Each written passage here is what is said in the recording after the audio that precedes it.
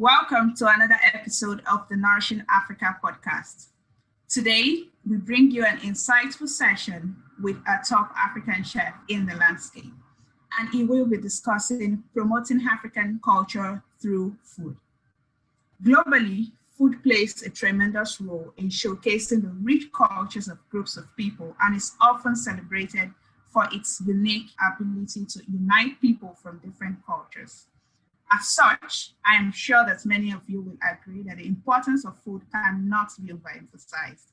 In recent times, the African culture has received increasing limelight with our music and fashion becoming more appreciated on a global stage. However, African food is still largely undiscovered or underappreciated in several parts of the world. Food enthusiasts and advocates agree that it is important that the African food culture be recognized, understood, and showcased on equal levels with the array of continental dishes out there. But how can we achieve this? How can we change the existing narrative? How do we make the African food culture globally relevant? And most importantly, how can African food business owners achieve profitability while also promoting the African food culture? Our guest today is Chef Pierre, who is a celebrated chef, restaurateur, award-winning cookbook author, and entrepreneur. Born and raised in Senegal, Chef Pierre is known for his innovative cooking style, at once modern and eclectic, yet rooted in the rich culinary traditions of West Africa. He is also the founder of Yolele Foods, which distributes African food products across the United States of America, and introducing ingredients like fonio, a resilient and nutritious Asian grain from the Sahel region of West Africa.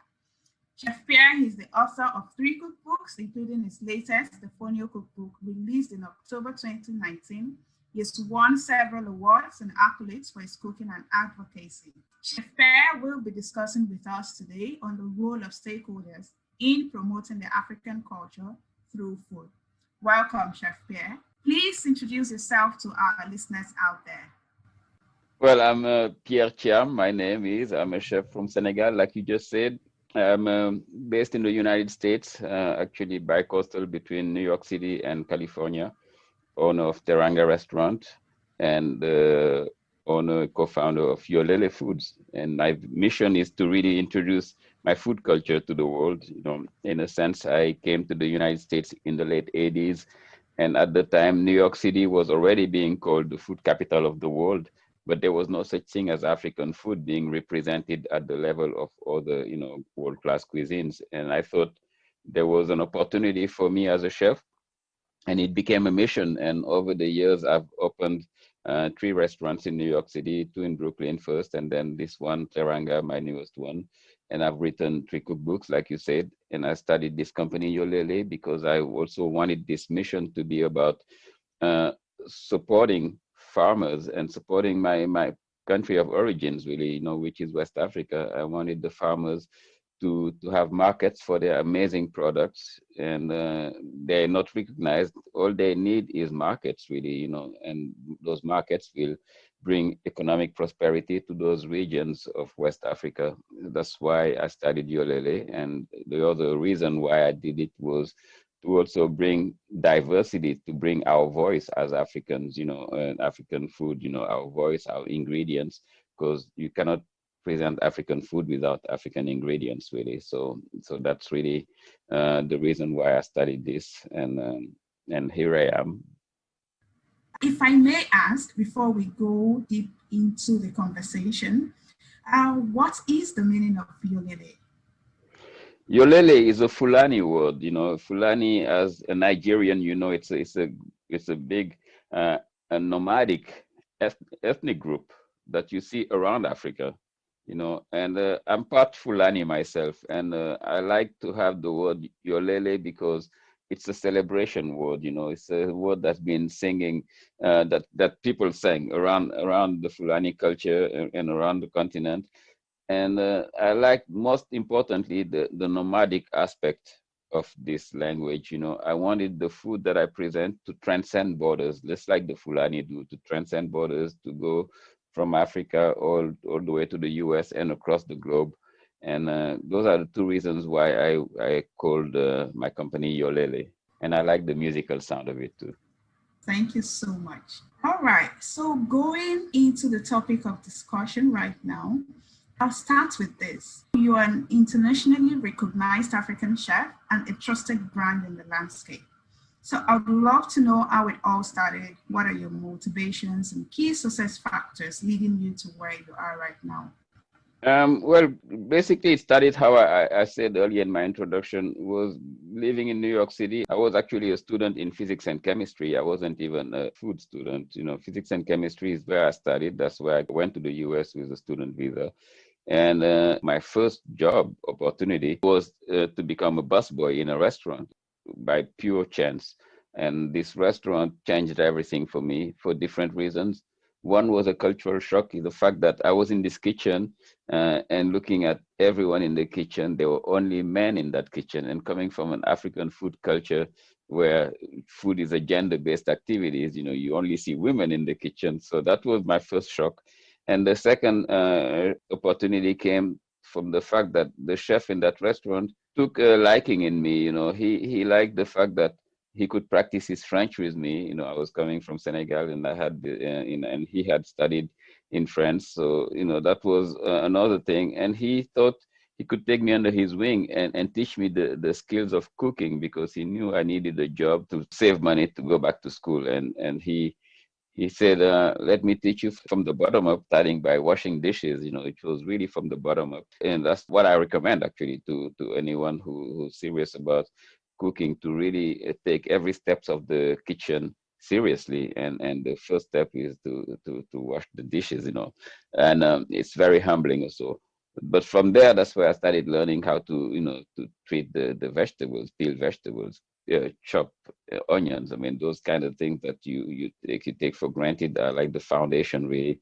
And over the years, I've learned different sections of the kitchen, from the prep to the garde-manger to the grill to the sauciers, and I was very curious about food, and I started to really fall in love with this craft, which looked very much like chemistry, which was my background as a student. So I made the connection very early on, and I just jumped and decided to read. I was very curious about food, and I was reading all kind of cuisines, and I was reading about it. And today I even have this really amazing collection I'm very proud of cookbooks from all over, and that became a thing for me.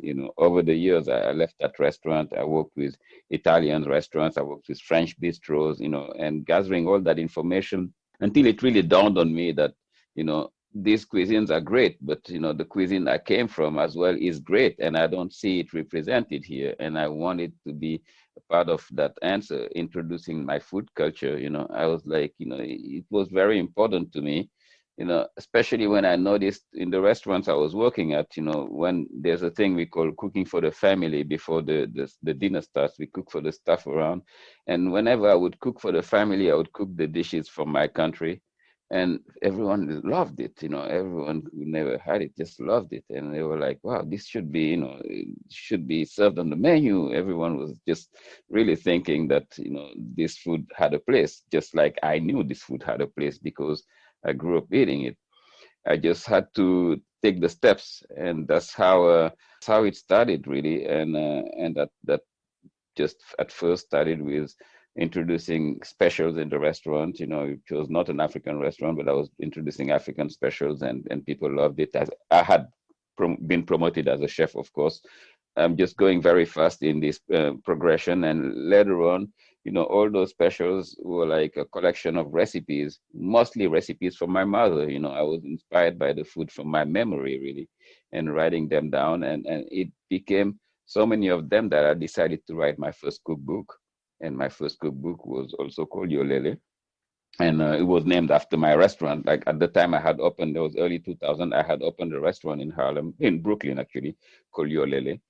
And that restaurant was focusing on introducing African food culture, inspiration from West Africa, really, and bringing it in a way that wasn't seen before in the US. It was like a bistro, like a restaurant, where you would come and you would have a service and you would have like a wine list, and everything was presented, in New York style, but African food in it. And it was a unique thing. It was very much appreciated and accepted, especially the community. We were in Bed-Stuy, Brooklyn at the time. Bed-Stuy, Brooklyn was like really a community that was, you know, uh, it was the ghetto. Really, it was very poor, and there was no restaurants like that. There was only fast foods, fast chain restaurants, but nothing like a sit down restaurant. And the community really embraced it. It was shocking to them to see an African restaurant that was serving not only the African food, but the music, the atmosphere, everything. I wanted it to be about the culture, not just about the plates, that even the plates had like inspiration from Africa, the way we were presenting it. So that really triggered everything, and I can go on and on. From there, my first cookbook came out. That book was really well received. We got finalist of the Julia Child Award. My publisher was very pleased, and that's how subsequently I wrote two other cookbooks with the same publisher.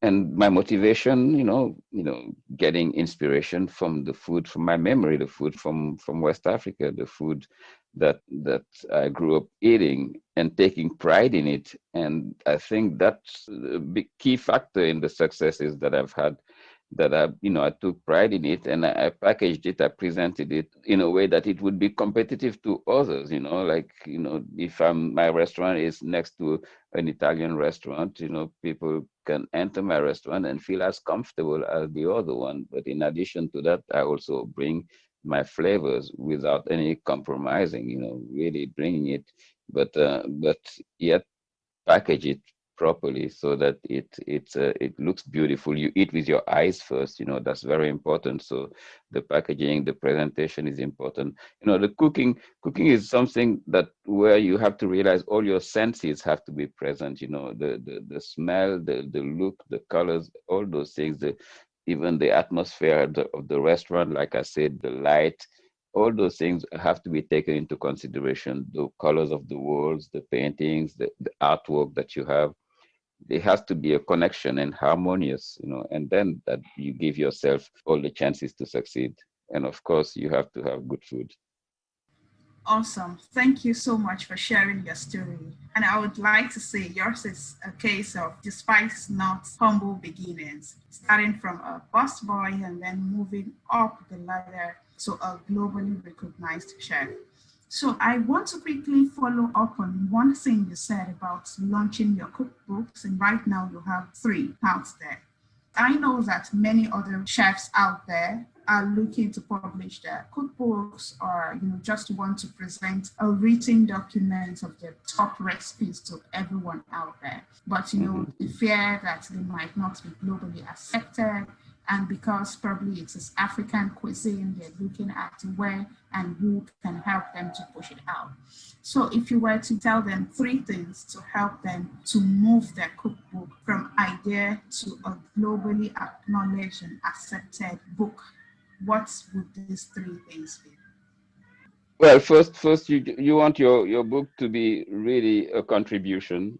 You want your book to play a role, not just because you want to write a book, means that your book is needed out there in the market. So make sure you find your voice as you write your cookbook. It's like any art form. It's like music. Finding your voice and having a book that's as original, as possible. Why when I wrote my cookbook, it was always centered around my own experience. My first cookbook, Yolele, was about the food that I grew up eating. I wanted to share that with my audience, with my readers. My readers, most of them were in the United States. So I took a photographer and we traveled to Senegal and we spent time with the women of my family. Really, the book became a tribute to the women of my family and at large the women of Africa, because women of Africa are the one who are the custodians of that food. They're the one who took that food and from generation after generation were able to pass it on to their daughters and so on and so forth until it got to us. And for me, all I did was just taking it to the international, but all the credits were for them. So I wanted the first cookbook to be about that. So this was the book I was presenting, the first book. And the second book, it was another continuation of the first book. The second book, I traveled around the country with another photographer, but we were spending time with the producers at the source of the food. I wanted the reader to know where that food was coming from. I wanted the reader to be connected with the producers, with the fishermen, with the rice growers in the south of Senegal, with the fonio growers in the southeast region of Senegal. And each of those chapters, I spent time with a particular producer. I wanted this book to be different than your typical cookbook. Typical cookbook, you open it and you have recipes and beautiful pictures of the finished plate. But the reader is left without really knowing where the ingredients that are in the plate are coming from.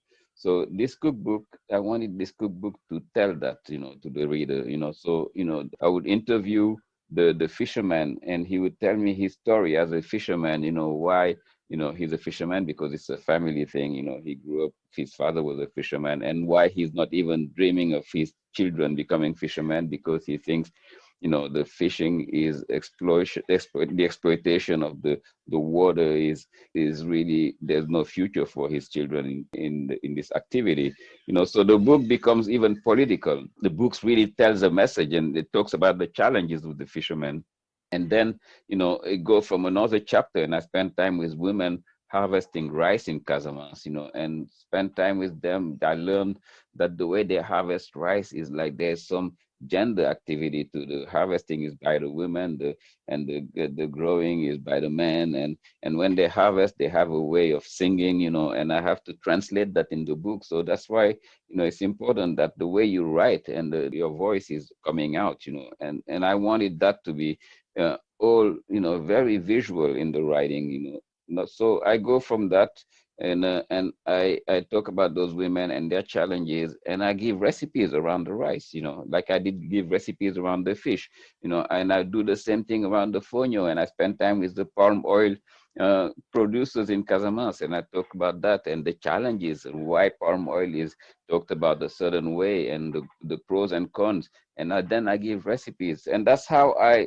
developed that cookbook, and my last cookbook was about fonio. It's a single ingredient cookbook, but it was focusing on the journey of that grain because I knew that grain, I needed to educate people about that grain. I wanted the reader to know how we farm fonio, how we grow fonio, why fonio important nutritionally, why is it so good for you, why is it gluten free? I mean, and why is it good for the environment? It grows in poor soil, it's drought resistant, it doesn't require much water, it has a low glycemic index, so for the diabetics it's really recommended.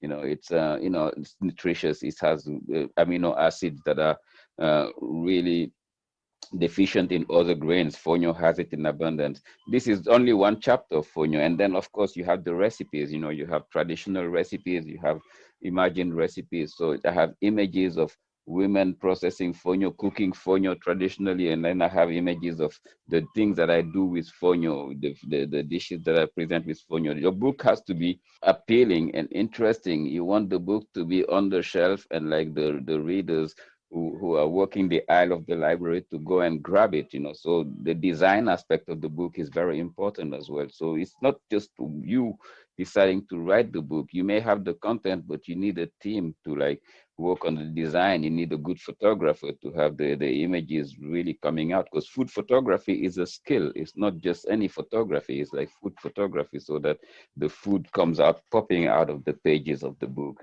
So those are also different aspects of it. And again, you want to tell a story that's like not being told already.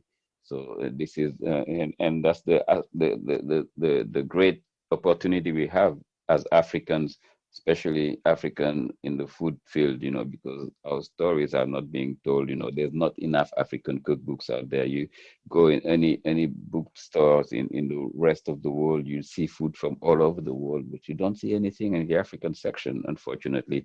Or sometimes you see here and then a few African um, recipe books is not even written by Africans, written by Westerners. So and you go through them and you realize that many of those recipes are even bastardized. They're not really true to the authenticity of the tradition of the cuisine.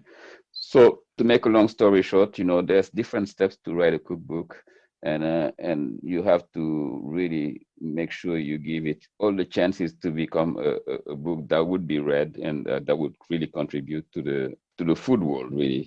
And we have a voice. Find your voice, give it a quality cookbook, find good photographer, find a good publisher. Distribution is important too.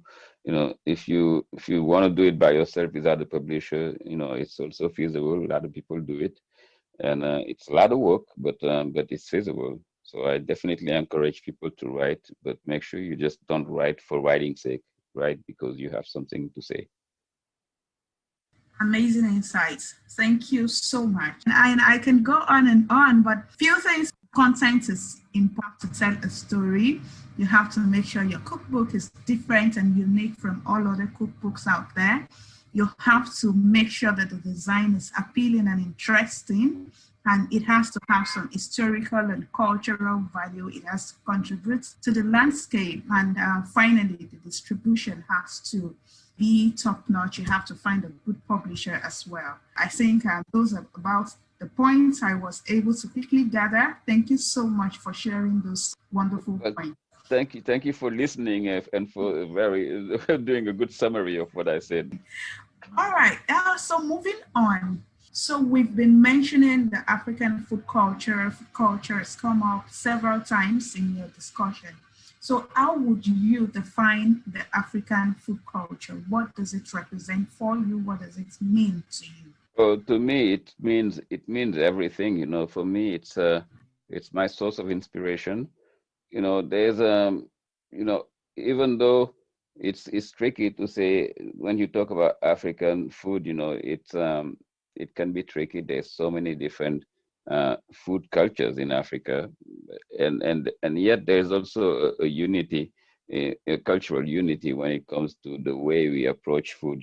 There's always this aspect of sharing, this generosity. There's love, to make a long story short. You see it not only in the way we eat.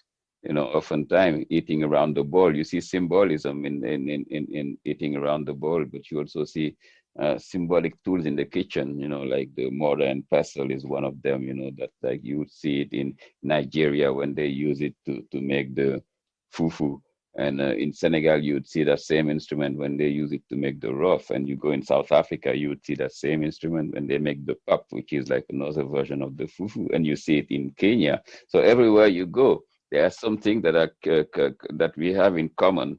But one of the things I really remember, that I see that we share mostly, is that generosity, and the way we share the food, and how the food is like really a medium to put us together, to bring us together at every steps of our life. From birth to death. There's always an opportunity to have a food celebration. It's like, and there's specific foods that are coming for those moments. In Senegal, for instance, there's some, at name birthing, there's a type of food.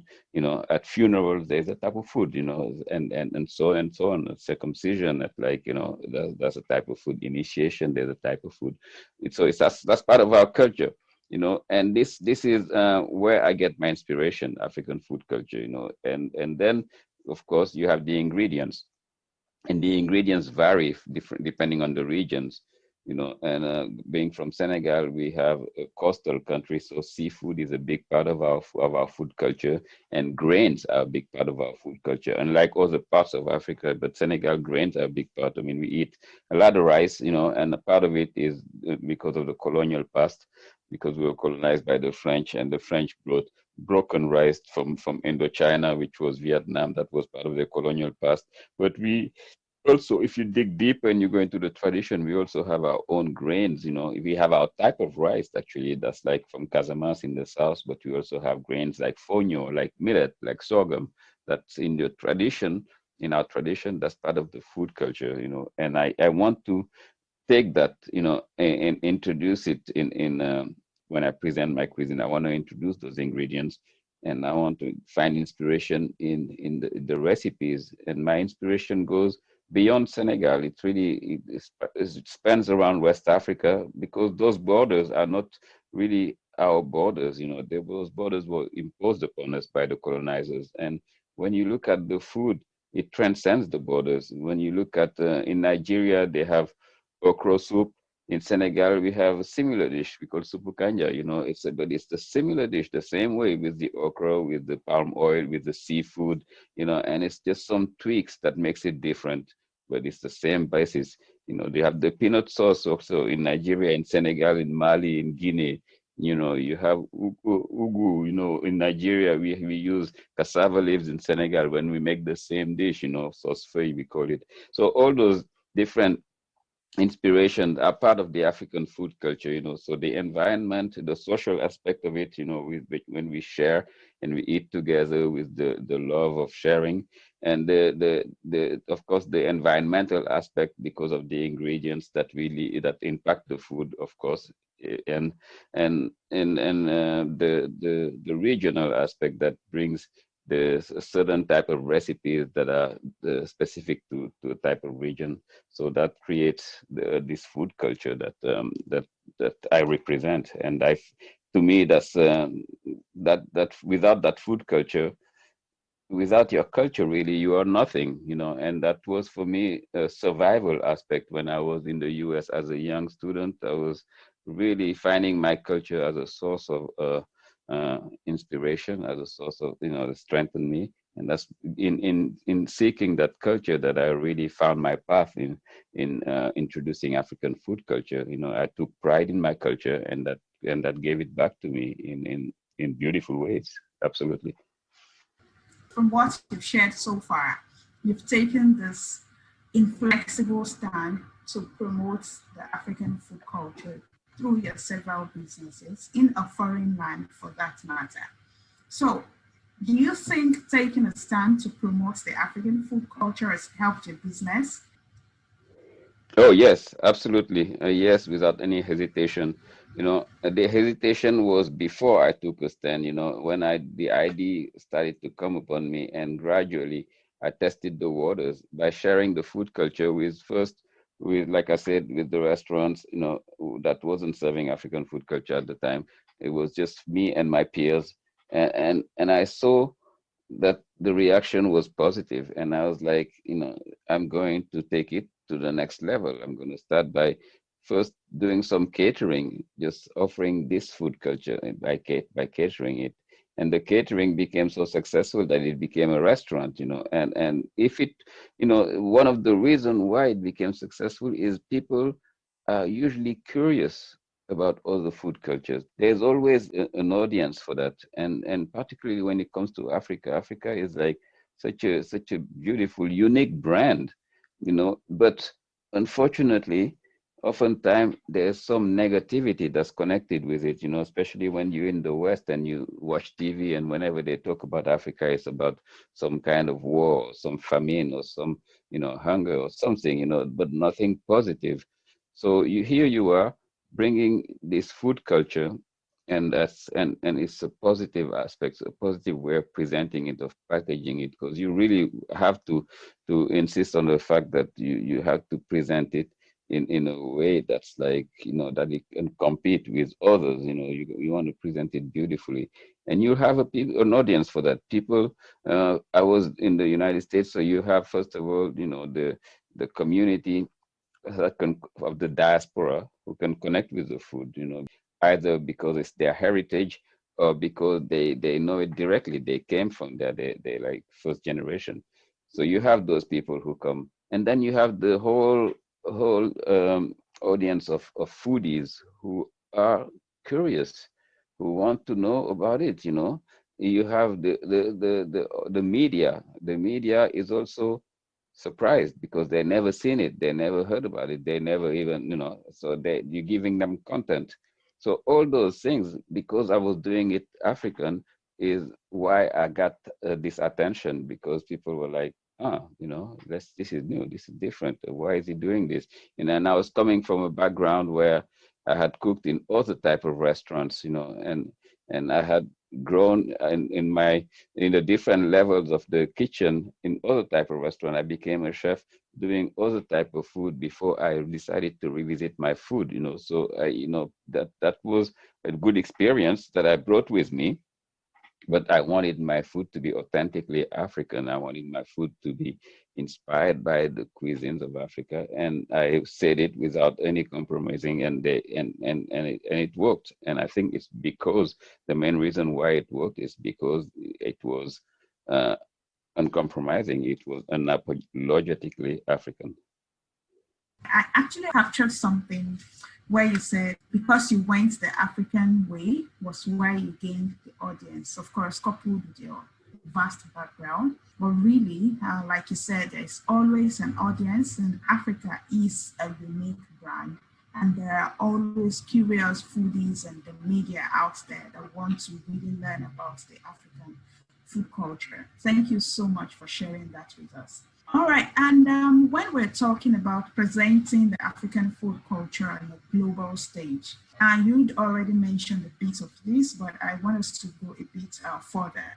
As with any culture, really, with the success of taking our rich African cuisine to the world, also comes the potential risk of misunderstandings and misconceptions about the culture and what it represents. So I would give this example of, the idea that many people have that some of our staple food have some health concerns in terms of their maybe fat content, carbohydrate content, the case of palm oil that is criticized as coming from, plantations that use children as laborers. So there's always a kind of misconception and misunderstandings and criticism coming from presenting African food culture to the world. So how would you advise that these misconceptions and misunderstandings are avoided or mitigated? Well, it's very important that you do your homework. It's very important that you know your product. Knowing your product means um, a lot of reading, reading and doing your studies, your research on the products, on the ingredients that you're presenting, that you're offering, because that's very important.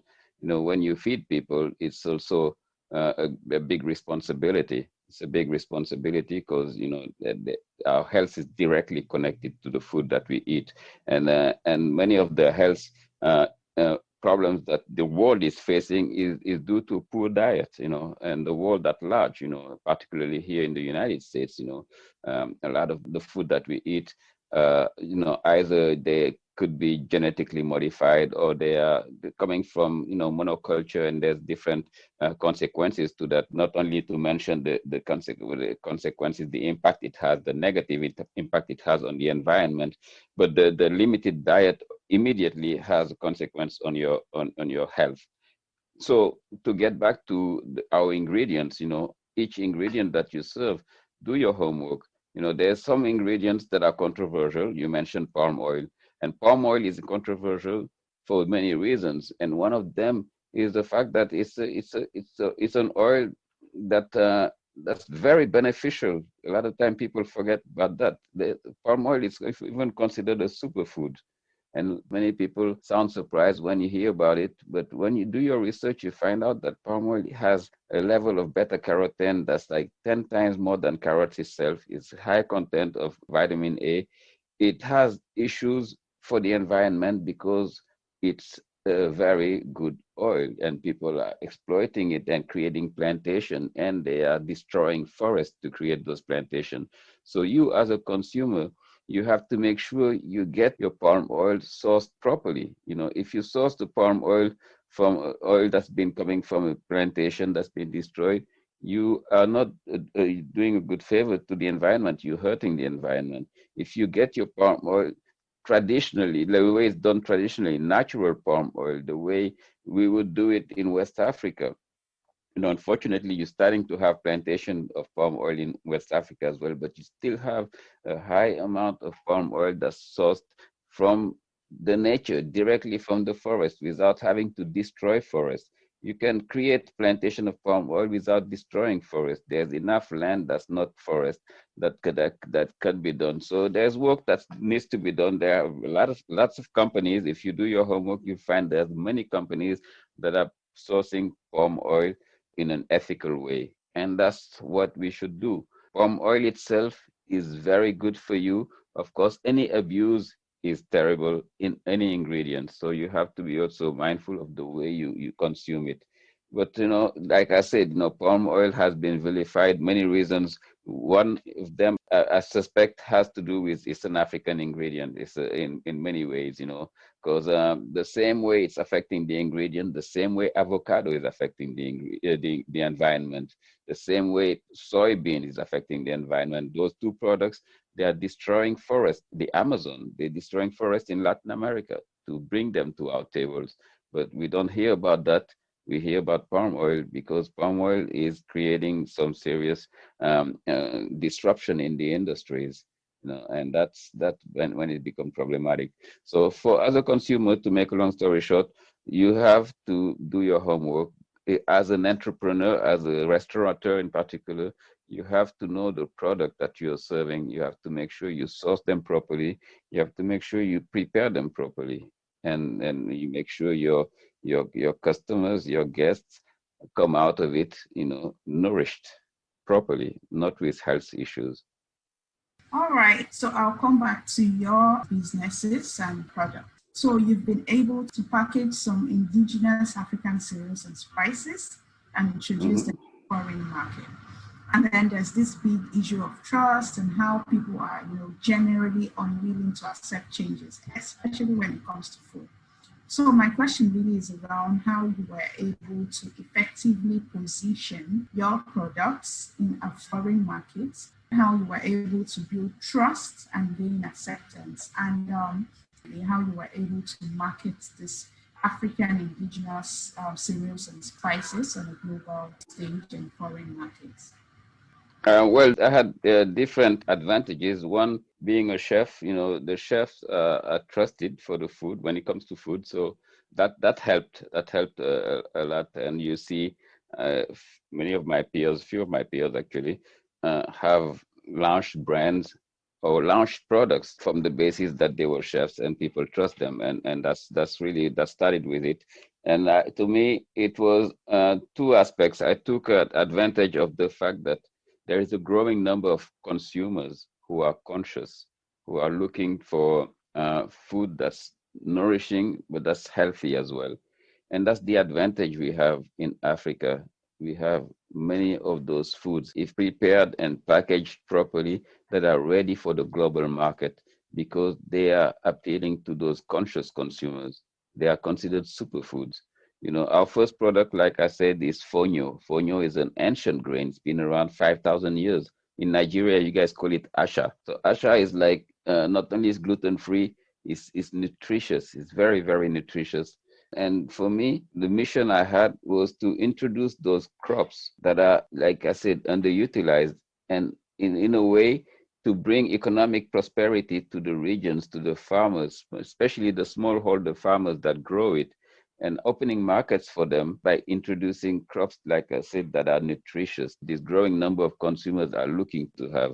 So the communication is very important. The message that you say, the storytelling is important. I wanted the consumer to see this in the packaging, to see this in the message. There's a product from West Africa that's underutilized, that's great for you, that has nutrition, that helps farmers in West Africa, that helps the environment. Those products are resilient. They grow in poor soil. They thaw the soil. So there's so many different angles to take it. But in one aspect, another aspect for those people who are looking for a diet that's gluten-free, these are great grains that are gluten-free. Like most of our grains, all of our grains in West Africa are gluten-free.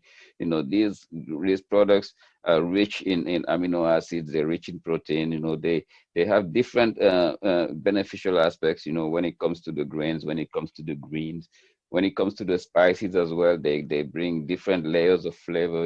We have different flavors. We bring dawa dawa, for instance. When you look at this dawa dawa, when I grew up in Senegal, dawa dawa was like this really funky thing that in Senegal we would have it. And then I traveled around the continent and I see that this ingredient that's used in so many different cuisines in West Africa, and bringing it to the United States, some people would think it's not going to work because it's like so strong and so pungent. But yet, this is the one you need to bring. In addition to being typical from your cuisine, is very big part of your cuisine because fermentation is a big part of our cuisine. But it represents you. You have to take pride in your products. It's like the Asians, they were able to bring their products. Some of them are as funky as dawa dawa, the fish sauce that the Vietnamese bring. Yet it's international, and that's the thing. I wanted it to be that way, and I started by introducing one of our fonio pilafs with dawa dawa. We call it Afro funk, and it worked. People loved it. It was so new to them, and they were like, started to look at it, and especially all the restaurants, my peers, all the chefs are like, wow, this is an ingredient that we don't know that we can play with, just like fonio, that's an ingredient that they didn't know. And they're very curious about that, in addition to being a new ingredient, but it was an ingredient that was good for them, good for their health. So this is what motivates me. And this is how I gradually started to introduce those products, by, again, having the right story, having the story about sourcing it, the supply chain, creating a supply chain from the farms to the supermarkets in New York City or in America, because right now we are distributed all over the United States in all the Whole Foods. We have over 1,000 supermarkets distributing our products. And in addition to that, the story has to say everything. This is the story of a chef from Africa who brings products that are sourced from smallholder farmers among the poorest people in the world. Those communities, the rural communities, the farmers in West Africa, they're among the poorest ones in the world. So the consumer, by buying it, is supporting, in a way, those farmers. So that's a good story. In addition to that, he's bringing diversity in his diet, because diversity is important in our diet. Our health issues are due many times to the lack of diversity in our diet. We cannot eat every day the same thing. We have to diversify, and not only diversify, but bringing ingredients that are also nutritious and good for the planet. So that's also all those aspects that are in the story. And of course, the branding, the packaging has to be also top notch. You want the packaging to be top notch. Every aspect of bringing a new product is very important. Just like I was saying about the book, about the packaging of your products also is important. So it's a good product and it's presented well. So you give it a chance, to compete with other products, Western products that are also branded properly. So you cannot just not take the branding seriously. It's everything. Branding is everything, as well as your storytelling. But of course, your product has to be good quality. That's a really fantastic insight. Storytelling is important. You have to leverage the growing number of consumers that want healthy, nutritious food. And of course, your packaging has to be top notch. One thing I also wanted to call out in terms of what you've discussed right now is, I think, going on a noble mission when it comes to promoting the African food culture is important. We've called it storytelling, raising the awareness, providing nutritional information, and all of that. But I see an aspect of a noble mission where you are able to, communicate good intentions about how you're helping smallholder farmers, how you're helping to improve their livelihoods, and how you're helping the environment, right? This falls under communication and storytelling, but I think the intentions behind this communication actually comes up clearly and strongly because you're actually walking the talk. And I think this is really critical and important for any food business owner out there to have that noble mission, to have that objectives that they're working towards, and communicate this clearly to the audience. Thank you so much for sharing that. You're welcome. All right, so I have one final question for you. I think there's a general perception that for you to be globally relevant, for you to present African food to the world, you have to westernize it. You have to add a bit of the Western culture, mix it up properly, and just present it in a way that they don't know that it is African at all, because that's what they think would help them to be profitable. So one thing I would like you to do is to debunk this, if possible, and tell us how they can actually be profitable brands, and global recognition while promoting the African food culture. Well, I can't help but laughing when people say you have to hide the African aspect of it when you want to sell African food. I mean, so what are you doing then if you're hiding the African aspect of it? You are trying to mimic another cuisine.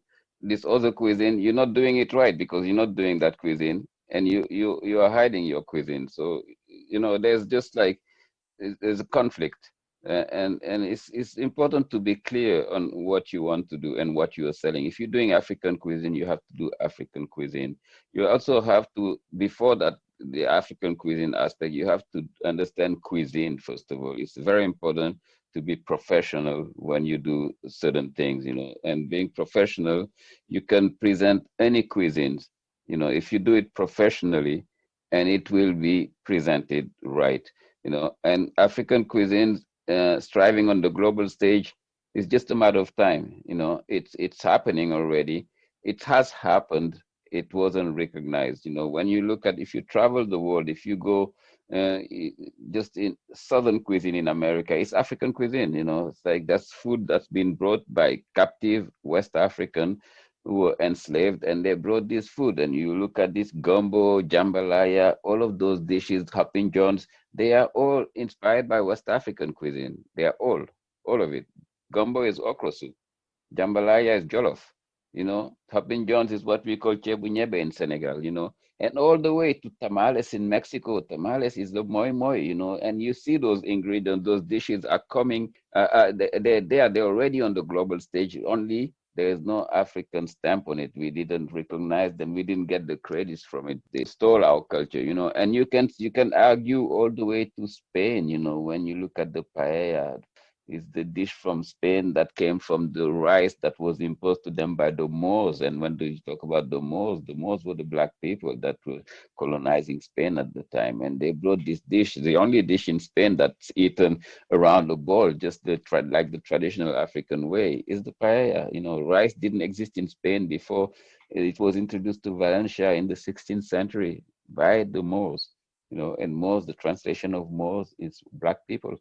So anyway, it comes you even in history when you look at the Moors, the Almoravids, it starts northern Senegal, Mauritania, Morocco, going all the way, and that was the empire, So that a big part of it was African. So African cuisine was already on the global stage. It wasn't called African cuisine. So to finish this, we have to take pride. I'm going to get back to it, take pride in what we do, but we have to be professional, in the way we're presenting it. Presenting it in a professional, attractive way doesn't mean hide the African aspect. No, you get inspiration from the African aspect and you present it. A few years ago, like 5 years ago, I worked on a project in Lagos, actually, a restaurant that's connected to Alara. It's called Knock, and I was designing a menu for a restaurant, and the goal was to design an African menu, but on Victoria Island, where it's competing with other restaurants from different other parts of the world. Because most of the time, when you see it in many African cities, you'd see in the best addresses like Victoria Island, you'd see restaurants that are from all over the world, but never African. So the challenge with this project with the person behind it, Reni Folawiyo, I say hey to on passing. She had this beautiful vision. She was like, we can't have African restaurants, but presented the way it's presented in any other capital of the world here. And that was a challenge. And we did the design, I trained the staff, and we are serving today, 5 years later. Knock by Alara is very popular, is doing great in Lagos, and we're proudly serving dishes from West African diaspora and people who are coming up from all over. They like the locals, of course, because they take pride in seeing their flavors in there, but the expats too, because the expats, they're not coming to Africa oftentimes to eat food from their country. You're not coming from Italy to eat Italian food in Lagos. You want to discover the flavors of the country you are visiting, and the best way to experience a culture is through its food. So it's just, again, be professional and present it authentically, properly, but package it right too, package it right. By being professional, you will package it right. You will take care of all the aspects, including health aspect, including the visual aspect, the plating aspect, all of it counts. And it's just a matter of time. Like I said, there are so many chefs. I know of many young chefs around the continent, in Nigeria as well, who are working on that and who are going to bring their cuisines to the world. And again, it's a great opportunity because African is a vast continent. Africa is a vast continent, and it has so much to offer, and the world is ready for it. The world is looking for those ingredients that are healthy, and they're looking for new flavors. And Africa is the last frontier when it comes to food. All those other great food have been presented to the world, and Africa has been just quietly waiting. We have been there in the past. We didn't get the credit, but those cuisines are great as well. And you cannot talk about Southern food without talking about the impact of African food cuisine on it. You cannot talk about Mexican food without talking about the impact of African cuisine. Or everywhere the African diaspora has been, we brought our food there, and the food is still present in one way or another.